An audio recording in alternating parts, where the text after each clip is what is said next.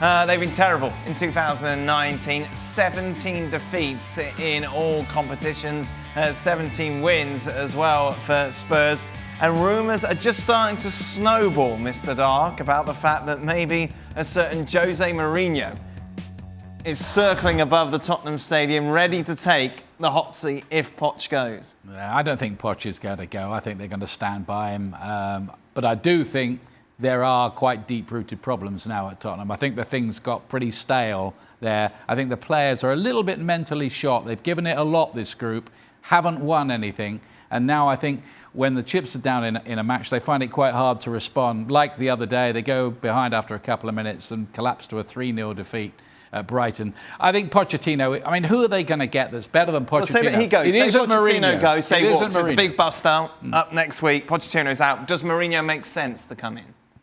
I don't think, after what happened at Manchester United, he would be greeted with open arms now by Tottenham, because there's a bit of a tradition, really, that the club want an expansive, adventurous type of style, and I don't think Mourinho fits that.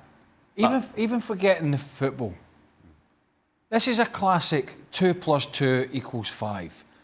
Apart from Porto, where he was hugely successful and I think it was his first major job, every club that he has been at has been a spending club.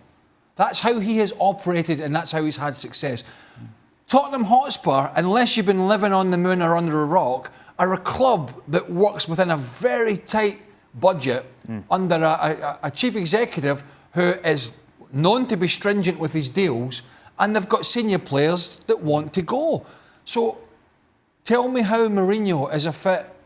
If he walked into Man United and wasn't getting the players he wanted, he's certainly not going to get them at Tottenham Hotspur with Daniel Levy. So for me, this just does not fit. But if he goes, say Pochettino goes, I say this week, who do you get in that's got this experience and the winning nous that Mourinho has? Have I missed something? I've been golfing too much. Is he going this week? I mean, what is there? Just for the sake of International Week and something to talk about. Okay. I do apologise. I may have not quite got on the end of that. I think it's a problem for Tottenham. Right.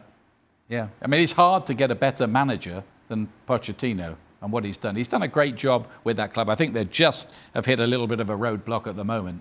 And I think they just need to freshen up that squad. They needed to do it more in the summer, and they better get on with something in January as well. They need some new faces coming in there just to shake it all up a little bit.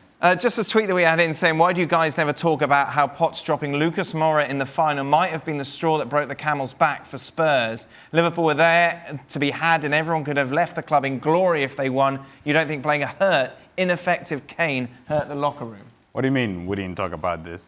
It was exactly what we talked about following. Maybe this person lost. Well, it's exactly what we talked about following that game. Is there a snowball effect? No, I don't think so. I don't think so. I don't think that's the... What is it that he called it? The last straw? I don't believe that you hang on to that as a player. You're disappointed. You're upset. But as a whole, the whole locker room is saying, well, because you play Harry Kane instead of Lucas Moura, who had been so hot for us, now we're all going to revolt, and now we're not going to play, and now we're going to lose games. And let's not forget that Spurs has been losing games for a long time now. Yeah. You don't get to 17 losses over the last couple of months. This has been happening late last year, and Champions League, all it did, the success that it had in Champions League, is that it masked everything, and everything is okay. Nothing to see here, no problem here. There were problems leading to the Champions League final, and those problems have continued on to the season. At the time I said, when he selected Kane for the final, I thought that was just a huge mistake, because, for the points that I made at the time were, it's almost impossible at that level, that is elite level football, to have missed so much. You can train till the cows come home. I've been in that scenario. Most players have been in that scenario. You think because you're training, you're ready. Right. After weeks and weeks out. You're not. You're never ready, and it takes time. And to go back into a game of such magnitude, when you had options like Lucas Moura, who had been playing well and who had delivered for you and had the pace to give Liverpool problems, then that was a big mistake in putting him on and not leaving Kane on the bench. However, as Ali pointed out, the players were not exactly walking back through pre-season training and going like, Harry Kane. It just doesn't happen. And it's more to the point, I think, that maybe he's a little stale at the moment in the message that's coming across after 5 years. There are certain players that want to go, and it's been a problem for him. Yeah, and it's interesting that Pochettino said himself the other day that he was still devastated by the Champions League final defeat. I think that's left quite a big cloud over the club. Well, thank you very much for watching ESPN on YouTube. For more sports highlights and analysis, be sure to download the ESPN app. And for live streaming, premium content, and let's not forget as well, ESPN FC 7 days a week. Subscribe to ESPN Plus.